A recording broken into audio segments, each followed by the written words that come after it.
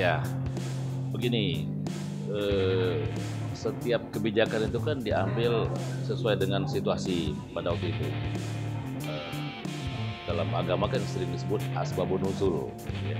Jadi sekarang latar belakangnya begini, posisi SFC ini kan dalam keadaan terdegradasi, sebuah klub besar yang bergengsi, yang berwibawa, sekarang dalam keadaan terdegradasi. Nah, kita ingin pulih, kita ingin kembali ke tempat yang terhormat itu. Nah, makanya saya kira beda situasinya kalau kita hanya mempertahankan.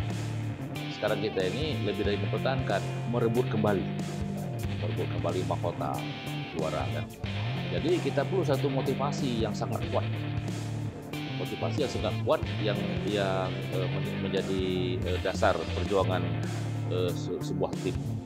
Maka dari itu, untuk membangkitkan motivasi itu, untuk membakar semangat kawan-kawan di tim, saya pergunakan istilah pejuang, bukan bukan pemain SFC tapi pejuang.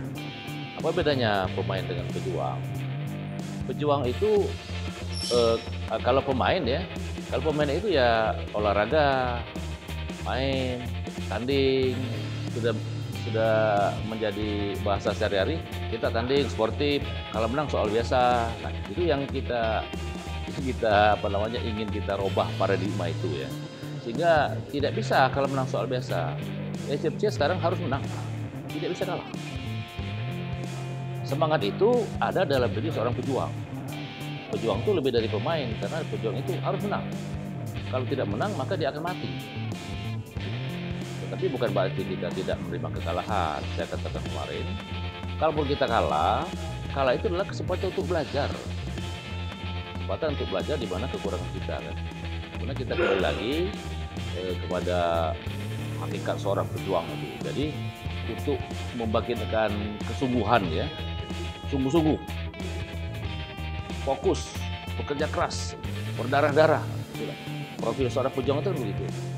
Tidak ada pejuang yang tidak berdarah-darah. Kalau pejuang pasti berdarah-darah. Itu kebiasaan kedua. Jadi mudah-mudahan dengan istilah-istilah itu akan lebih menambah semangat dari kawan-kawan. Nah, sebetulnya itu yang saya inginkan. Ya, dulu itu tim voli Proliga Bank Sumsel disebut dengan sebutan bayi ajaib. Kenapa disebut bayi ajaib? Karena begitu lahir jadi juara. Nah, pada waktu itu dominasi di voli Proliga itu dipegang oleh Bank BNI dan Samator, Surabaya Samator.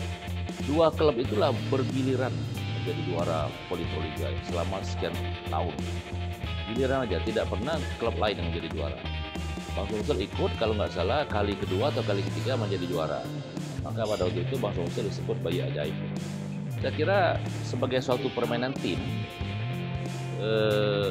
resep yang paling utama itu adalah permodal paling utama itu adalah kekompakan.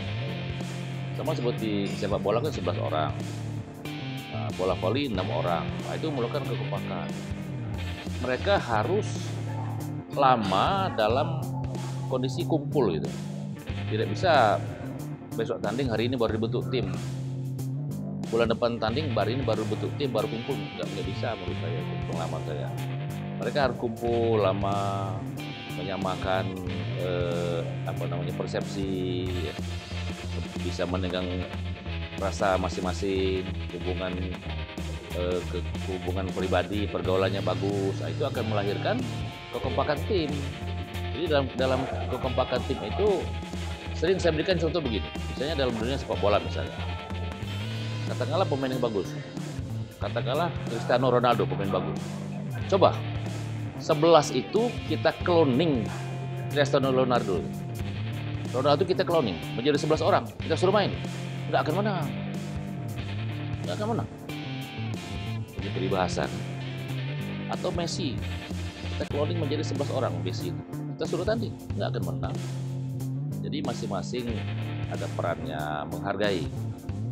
Memang mungkin striker ada yang membuat gol ya, tapi kan striker menerima umpan, Umpan itu berasal dari lapangan tengah, dialirkan bolanya, baru bisa mengumpan, kan begitu. Sampai kepada masyarakat pun, supporter pun mempunyai peranan. Maka itu saya menganggap kebersamaan itu yang paling utama. Kebersamaan dulu baru yang lainnya.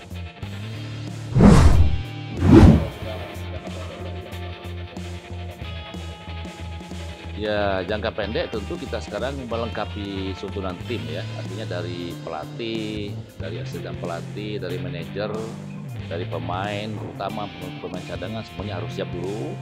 Kemudian kita juga melengkapi sarana-sarana latihan, lapangan yang memenuhi syarat, tempat penginapan memenuhi syarat, makanan yang memenuhi syarat. Nah, itu jangka pendek.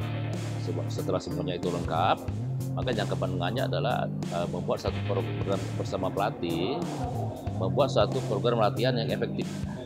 Bagaimana kita bisa keluar dari, kita bisa menyelesaikan putaran kompetisi Liga 2 ini, dan pasti keluar masuk lagi ke Liga 1.